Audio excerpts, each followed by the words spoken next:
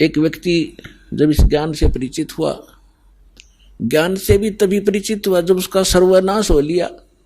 वैसे तो हम भगवान को एक सेकेंडरी थिंग मानते हैं, देख लेंगे टाइम मिला तो कभी मत्था टेक आवांगे, किसी गुरु जी के पास चले जावांगे, बाकी समय अपना धन कमाएंगे। और वो भी उसके लिए वरदान होता है जब उसके ऊपर ऐसा कहर टूट जाए, भगवान की याद आ जाए। एक व्यक्ति बता रहा था कि मैं घना निकम्मा आदमी था। अब पता चला कि मैं निकम्मा था, जब तक मैं घना अच्छा मान रहा था अपने आप को। मेरी एक टेप रिकॉर्डर की दुकान थी, रिपेयर एंड सेल की। उस समय ये सोनी की कैसेट चली थी, बहुत पुरानी बात है, और वो बहुत कॉस्टली होती थी, 30-30, 35-35 रुपए की आती थी। और मैं वो डुप्लीकेट तैयार करता था एज इट इज, जो मुझे इंक्लूडिंग रिफल और उसका कवर 2 रुपए की पड़ती थी, मैं 32 रुपए लेता था। तो भोली आत्मा 35 की बजाय 32 में मेरे पास लेने आते थे, और फिर वो कुछ दिनों में खराब हो जाती तो मैं कहता भी देख ले कंपनी की है, मैं क्या करूं, तेरे टेप में गड़बड़ होगी। बहुत से पैसे इकट्ठे किए, इकलौता पुत्र था, सोचा था बच्चे को घना धनी बनाकर मरूंगा, इसको सारी सुख दूंगा। वो बच्चा ही बीमार हो गया, लड़का इकलौता पुत्र था।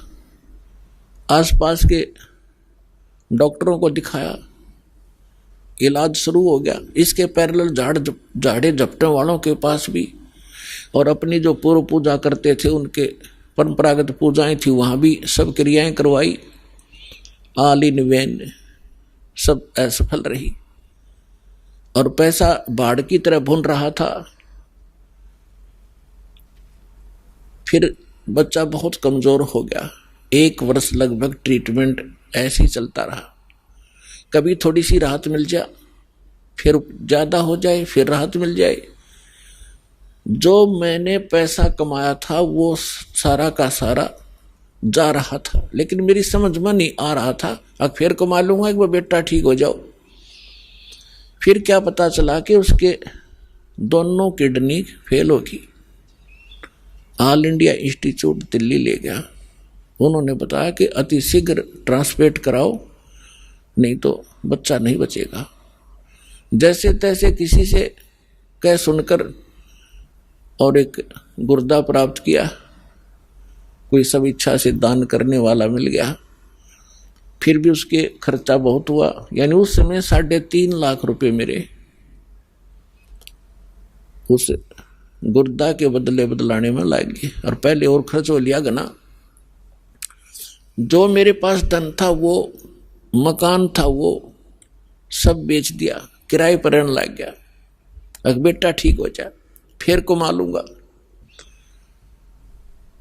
तो कहने का भाव ये है कि लड़का स्वस्थ हो गया, गुर्दे सफल हो गया गुर्दा उसका। फिर गांव में एक प्लाट था, वो बेचकर शहर में छोटा सा मकान भी बना लिया।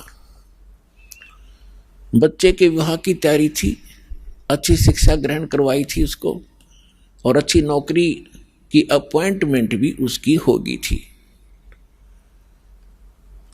विवाह की तैयारी कर रहे थे, खूब सारी धूमधाम से कार्य किए जा रहे थे।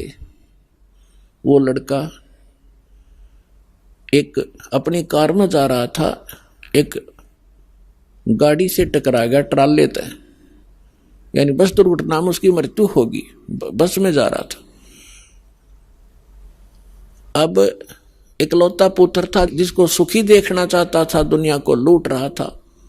फिर मेरा वो लड़का भी ना रहा, टक्कर मार के रो रहा था। फिर ऐसे ही आपका कोई भक्त मिला, उसने मुझे एक कैसेट दी। तब मुझे अपने किए कर्म का आभास हुआ और मेरा सर्वनाश हुआ। तो तब मैं परमात्मा की तरफ चला, ना तो शायद मैं भगवान भी याद नहीं करता। तो पुण्यात्माओं, परमात्मा कहते हैं, तुमने दरगाह का उस मैल नहीं देखा, धर्मराज के तिल तिल का लेखा। तुमने वहाँ देखा नहीं भगवान का, वहाँ कैसे अकाउंट होता है। एक पाई भी, एक नए पैसे का वहाँ हेरा फेरी नहीं होगी। आपका किया कर्म एज ए फिल्म आपके सामने चल पड़ेगा। जहां आप ना नौकर करोगे, यस करते चलोगे तो ठीक है, जहां ये कहोगे ऐसा मैंने नहीं किया, फिल्म चला देगा धर्मराज। क्योंकि एक हमारे अंदर फीड होती है, एक उसके पास फैक्स हो जाती है डेली।